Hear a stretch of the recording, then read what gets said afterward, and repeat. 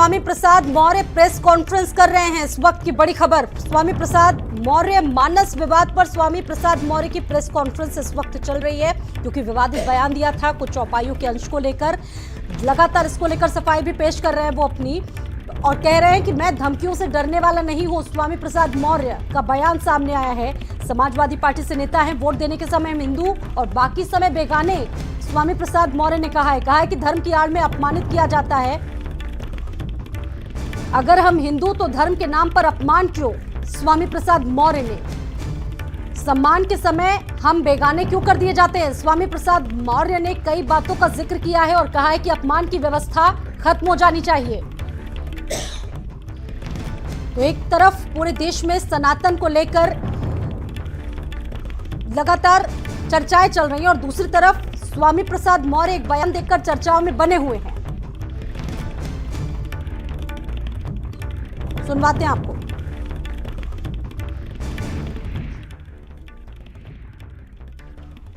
गाली देने वाले गाली देना ही अपना धर्म समझते हैं और उसी में अपना शान समझते हैं, लेकिन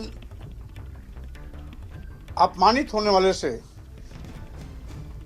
अपमान का दर्द अगर आप पूछेंगे तो शायद उसकी पीड़ा इतनी दर्दनाक होती है, जिसका उदाहरण एक है। अंग्रेज अफ्रीका में ट्रेन पर यात्रा करते वक्त गांधी जी को इंडियन था डॉग कह करके जिस तरीके से अपमानित किया था, और उस अपमान से गांधी जी को जो सदमा हुआ था, जो दिल में दर्द हुआ था, वो केवल गांधी जी ही जानते हैं। उसी प्रकार से गांधी जी का वो दर्द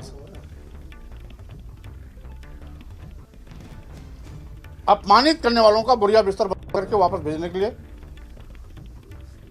अंत में कहीं ना कहीं मील का पत्थर साबित हुआ।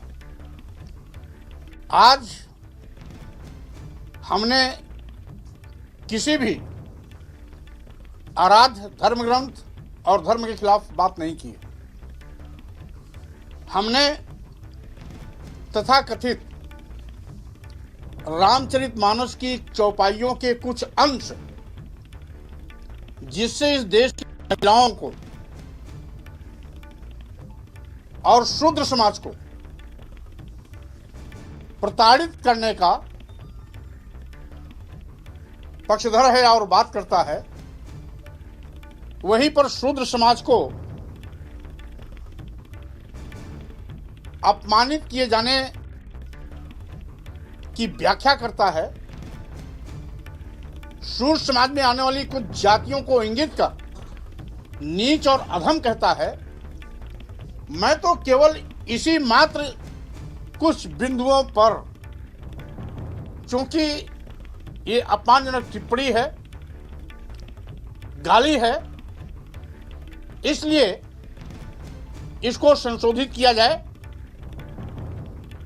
या प्रतिबंधित किया जाए, एक छोटी सी मांग है।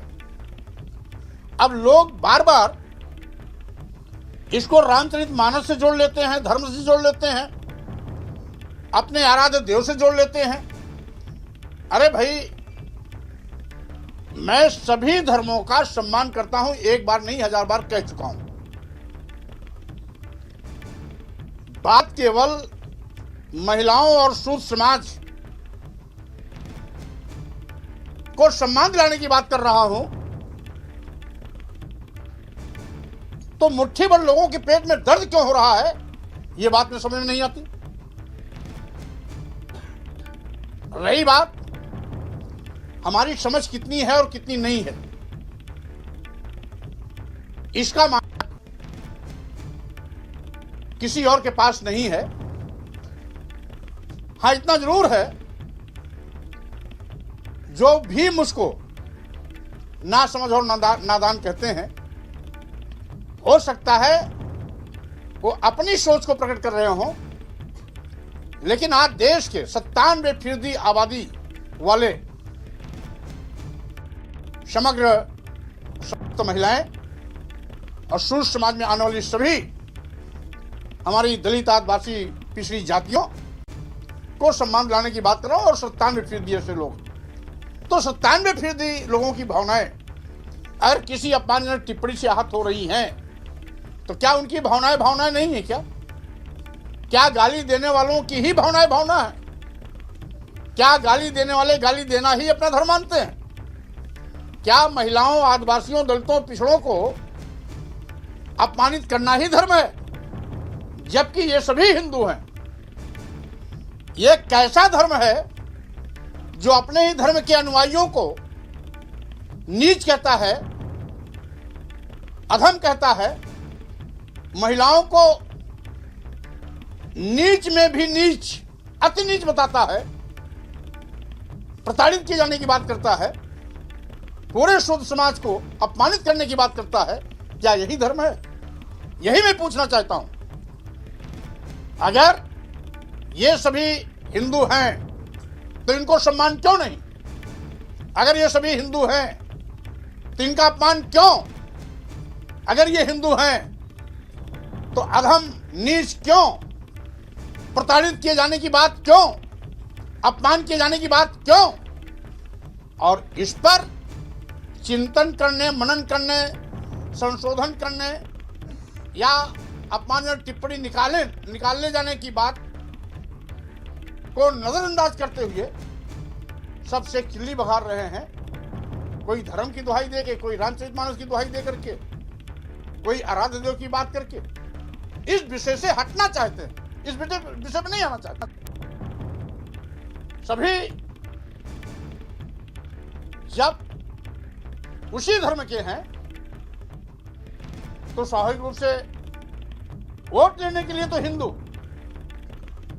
सम्मान देने के लिए बेगाने, आखिर क्यों?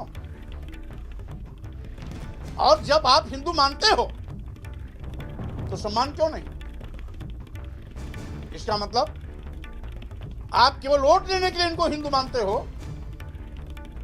सम्मान, स्वाभिमान की जब बात आती है, हक, हकूक, अधिकार की बात आती है तो इनको आप दुश्मन मान लेते हो। कभी इनके आरक्षण पर डकैती डाल देते हो, कभी आरक्षण का खत्म करते हो, कभी मुख्य धारा से दूर करने की कोशिश करते हो, धर्म की आड़ में इनको अपमानित करते हो। ये बंद होना चाहिए। और जितनी भी घुड़कियां आ रही हैं, देख लेने की, मार लेने की, सिर काट लेने की, नाक काट लेने की, जीभ काट लेने की, कान काट लेने की, इन धमकियों से स्वामी प्रसाद मौर्य बिचलने वाले नहीं है। बल्कि आज हमने अगर इनके सम्मान की बात उठाई है तो ये लड़ाई आगे भी जारी रहेगी। जब तक इनको सम्मान नहीं मिलता, जब तक आपत्तिजनक टिप्पणी संशोधित या प्रतिबंधित नहीं होती, तब तक ये अभियान चलता रहेगा। पहली बात तो ये कि भारतीय संविधान किसी भी धर्म, ग्रंथ, किसी भी पंथ से ज्यादा महत्वपूर्ण है। देश एक है, संविधान एक है, राष्ट्रीय झंडा एक है और इसी के अंदर अनेक विचारधाराएं, अनेक पंथ, अनेक धर्म सब भारतीय संविधान से अनुशासित होती है। इसलिए भारतीय संविधान के विपरीत कोई भी आचरण करता है तो या तो पागल और मानसिक दिवालिया है या राष्ट्र विरोधी है। हम ये कहा करें कि नहीं हिंदू हैं, हम भी तो वही कह रहे हैं कि अगर हिंदू हैं तो धर्म के नाम पर उनको अपमानित क्यों किया जा रहा है, हम भी तो यही बात कर रहे हैं। तो इसलिए आज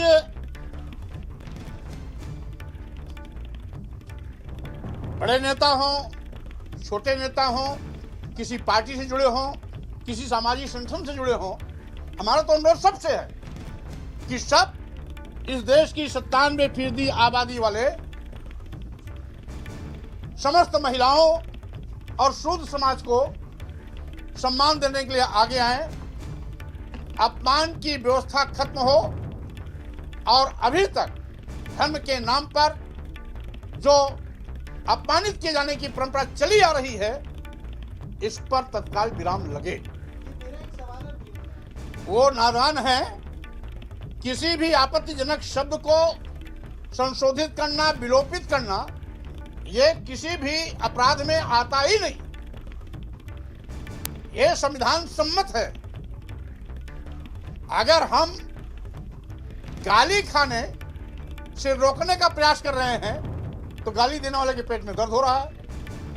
हम अपमानित किए जाने की व्यवस्था को खत्म करना चाहते हैं तो अपमानित करना जो अपना धर्म समझते हैं उनके पेट में दर्द हो रहा है। हम तो ये जो मुट्ठी भर लोग गाली देना और अपमान करना अपना धर्म समझते हैं, उनकी आंख खोलना चाहते हैं। अरे भाई, आप बड़े भाई हो, आगे चल रहे हो, अपने पीछे चलने वालों को भी तो सम्मान देना शुरू करो। एक और कहोगे हिंदू है, तो जब धर्म खतरे में आएगा तो हिंदू, जब भारतीय जनता पार्टी को वोट देना होगा तो हिंदू, और जब सम्मान स्वाभिमान की बात आएगी, अधिकार की बात आएगी, आरक्षण की बात आएगी, तो यही लोग आपके दुश्मन। आखिर दोहरा चरित्र क्यों? मैं स्वयं एडवोकेट रहा हूं, कानून में मेरा विश्वास है, संविधान में मेरा विश्वास है, न्यायपालिका में मेरा विश्वास है। मैं शांतिपूर्ण तरीके से अपनी बात कहता चला आ रहा हूं, आगे भी कहता रहूंगा। सही बात तो यह है कि हमें लोकतंत्र में पूरा विश्वास है, जनादेश का इंतजार करना चाहिए। काउंटिंग चल रही है, इसलिए इसमें भविष्यवाणी करना उचित नहीं। स्वाभाविक रूप से सरकार को तो स्वयं संज्ञान लेकर के आपराधिक बयान देने वालों के खिलाफ तत्काल कार्रवाई भी करनी चाहिए और मेरी सुरक्षा व्यवस्था को भी उनको सुनिश्चित करना चाहिए।